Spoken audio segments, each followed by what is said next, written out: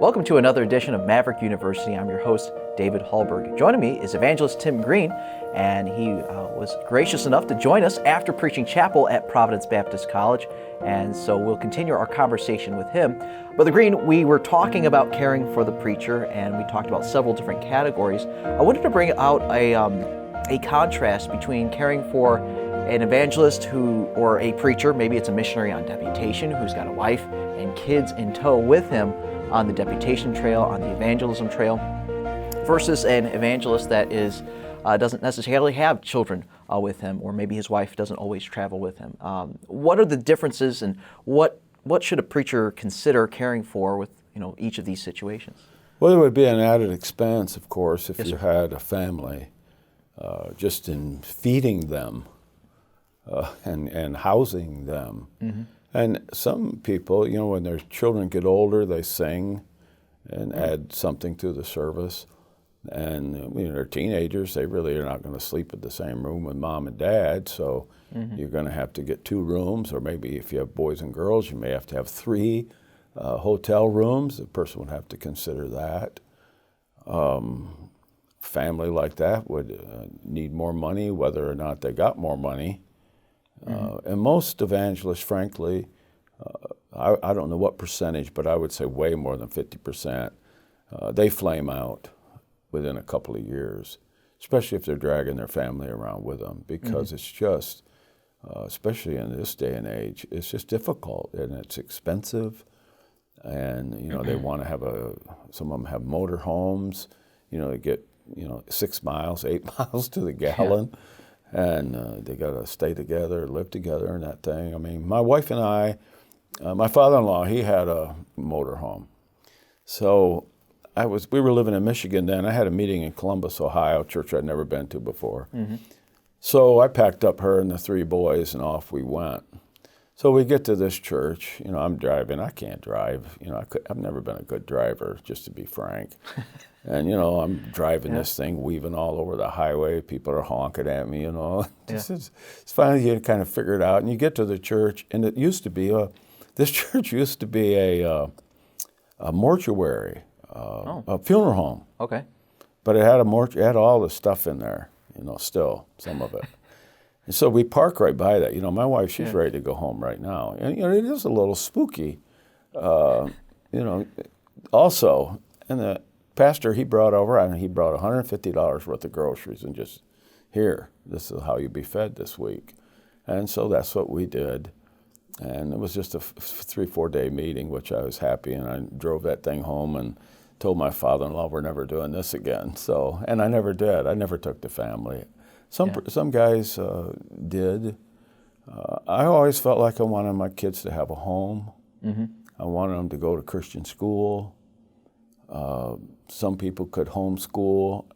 I mean, I have 4 earned college degrees, and I took algebra in college, but I don't think I could teach algebra anymore. Yeah. I don't think I could teach biology. I couldn't teach. And if a parent, some parents are a little smarter than I am, but it's pretty hard to teach all the topics and subjects that a high schooler needs to learn and to really learn. And I really think that's going to be one of the oncoming problems of all our kids around this country who aren't going to school right now. Mm-hmm. They're going online, but they're not paying attention every second online. I can promise you. I know teenagers, I know kids, they're not doing it. Yep. So we're going to have a great bunch of uneducated kids who also don't know how to interact with other kids. Yeah. Because, kids that go to church know how to do that, go to Sunday school and that. Sure. But every kid, these lost people, their kids aren't doing that. This is the only social interaction these exactly. kids have. Exactly, and that's being eliminated. I don't know the damage that'll do to a kindergarten, first grader, second grader, but I think it will be damaging. Certainly. But anyway, that was the last time we did, and other people do it. But I don't know how, I know what kind of offerings evangelists get, but when you're not getting some help to get there, and you're not getting some help to get to the next place, you can eat up all your money in gas in those motorhomes. Mm-hmm. And people do, if they have their family, they sell their recordings or whatever, and some preachers sell their sermons or make them available for a love offering. I've had a book table for years, but people don't read books anymore. Mm-hmm. So the only way I sell books is, buy two, get one free. Okay. That's about the only way to do it anymore. At least it works for me.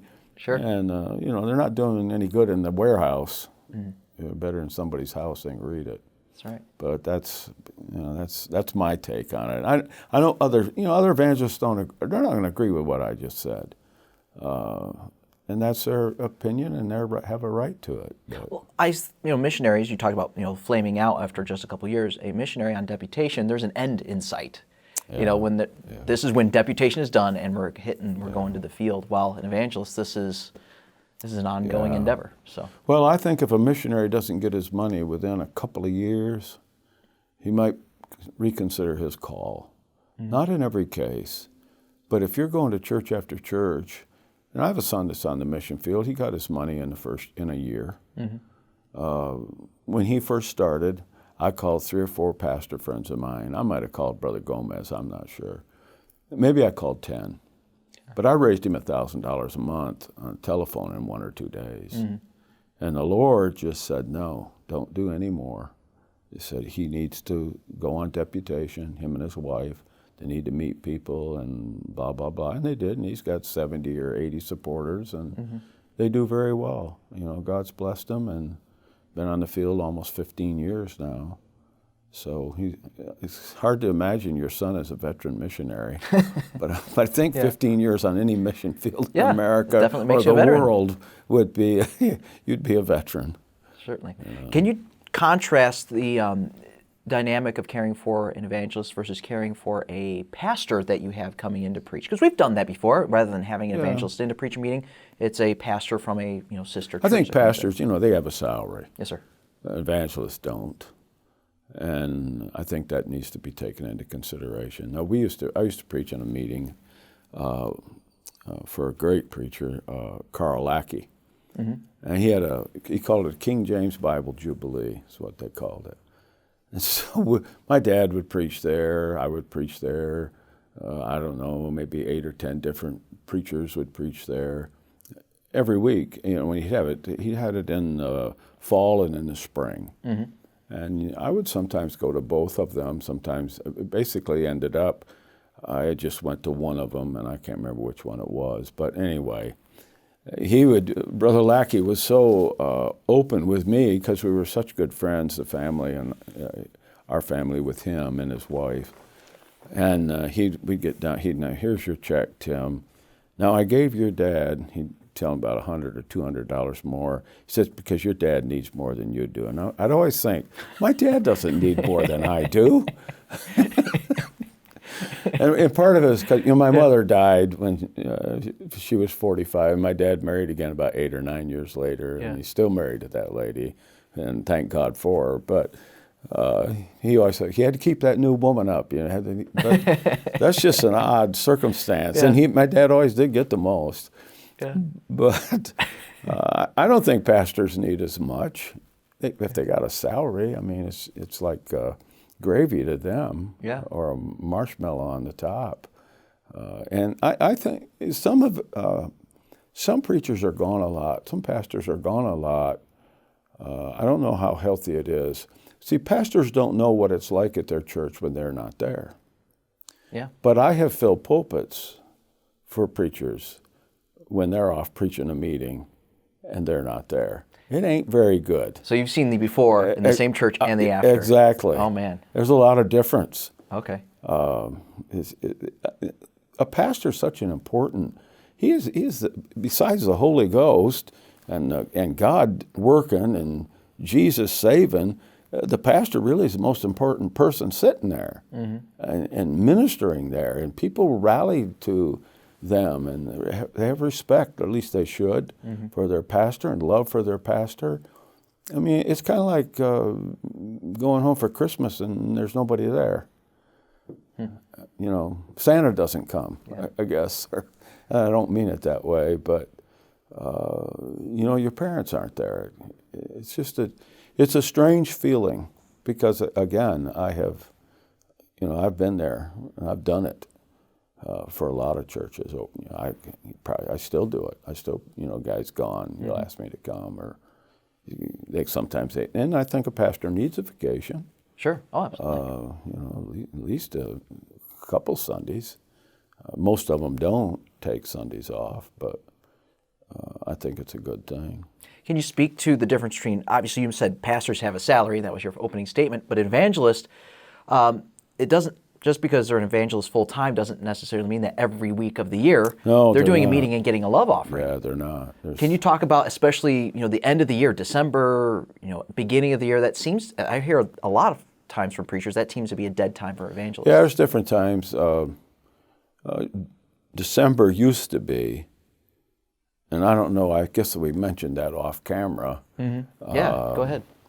When I first started in evangelism, I didn't have any meetings from Thanksgiving on for the first couple of years. So I went to work at J.C. Penney's selling shoes just to have some money come in to obviously pay the bills and also put some Christmas presents under the tree for the kids. And, I'm not above working. You have to work. And Paul worked. I guess I could work. I don't do it anymore. I have a couple of churches now. Every December, I preach at a church in Baton Rouge, Louisiana on Sunday morning. The first Sunday, I should say. And then the second Sunday, I preach at a church in Rossville, Georgia. The second Sunday every year, and have for several years. And they do it to help me. Mm-hmm. And of course, we have good services, and it's a blessing. The people kind of look forward to it. And, after all the years, I've told all my Christmas story humorous things. So you just got to preach, and you got to come up with new Christmas messages. Yeah. I usually don't have to the first Sunday, but the second I do, come up with something. But I think that's I remember Terry Angel down the road one December several years ago, and I think he does it for different evangelists. It's a different one each year, yeah, I think. Every year. I went there one year. Okay. The only reason I remember it, as I got there, I used to wear Sansa and I don't know if you young guys know what Sansa pants are, but they were J-Mar, Sansa They had their own belt. You didn't have a belt that went, there was no loops. And golfers wore them, and I always wore them when I flew because you don't have to take your belt off. Okay. And now I don't because I have other things that they let me do. But anyway, so I get there and I wore Sansa belts. I didn't have a belt for my suit. I called Terry up. I said, "What's your waist?" Like 8 o'clock Sunday morning. And he told me, I said, "Well, bring me a belt, man. I didn't bring a belt. I don't have a belt this Christmas Sunday morning here at your church." So, there's back to forgetting stuff, which happens a lot. It's worse now than it used to be. We ended the last episode talking about just God caring for your needs. And off camera, you mentioned that there was a specific story that you wanted to share about that. Yeah, I went and preached for a guy. I didn't know either one of these guys. I still lived in Michigan, so it was 33, 34, maybe 35 years, probably 35 years ago or more. And I had just really kind of getting started good, and I had meetings since 1976, but things really picked up later on. But these are two guys I'd never been with. So I went to the first guy, and small church, Mississippi. And I stayed, where did I stay? I think I stayed in the church. They had, one of those fabulous prophet's rooms.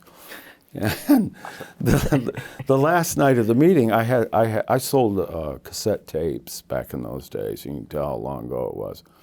So I had $33 in checks. Mm-hmm. And I asked the pastor, I said, "Do you mind if I cash these checks out of the offering? The offering plates are on the Lord's Supper table." He said, "Be fine."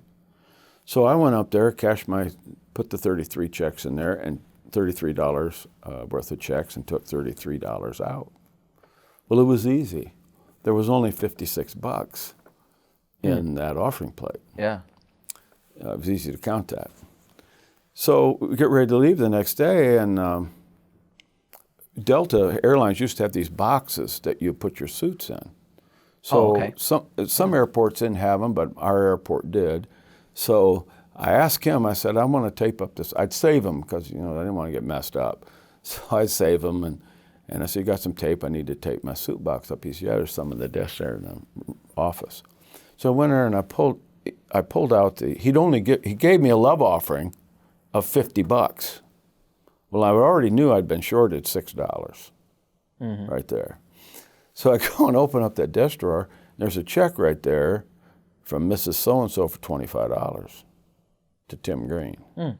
Next one, $25 from the same woman, Tim Green. Next one, $25, same woman, Tim Green. That's $75. I said, this is my offering. So I counted, there was $276 there. So I said, he's robbed me. So I go out and we get ready to leave, and I said, I got one question before we leave. I said, all that came in for my love offering was $50 all week. I knew there was $56 in that offering. I knew there was $276 in the desk drawer. He said, yeah, that's all there was. I said, brother, come here, I want you to come in this office. And he walked in there and I pulled that out. I said, right there is $276. There's 5 or 6 checks in there for me, and the rest of it's cash. That's my offering right there. He just hung his head. He tried to, hem and haw. I mean, he was dead. He was dead. He wanted to give me it all. I said, no, I'm not taking another dime from you. That's all I'm taking, $50. I said, you can have it. You stole it, you keep it. He had to take me to the airport 2 hours away, so we had a wonderful time. That was just a delightful trip for him. I didn't mind it. So I get home, and my wife always asks me 2 questions when I come home. How many got saved and what was the offering? Yeah. And not always in that same order. And I said, it was $50. Yeah. I mean, $50, you blow that, sure. in one half a day and getting stuff you have to have.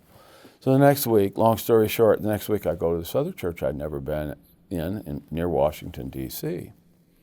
And got there and had a great meeting, probably a church of about 300 and a lot of people saved. Not like 10, 15 people saved, something like that week. And I get an offering from him. At the time, it was the largest love offering I'd ever gotten in my life. Wow. So I'm flying home on the airplane, and 1 week I make $50, and the next week I make the largest offering I ever made in my life up to then. And I don't know if I looked at God out the window or we just had a pretty good conversation. And I said, I guess you're going to take care of me, aren't you? And he said, I'm going to take care of you all the time, Tim. And he has. Praise the Lord. So I don't get bent out of shape about it. I used to a little bit. I wasn't overly happy about that $50 for a week. No, yeah, I can't imagine. But win or lose in any situation, the common denominator is God's still there providing for your needs. Exactly. And he always has, and he always will. Awesome.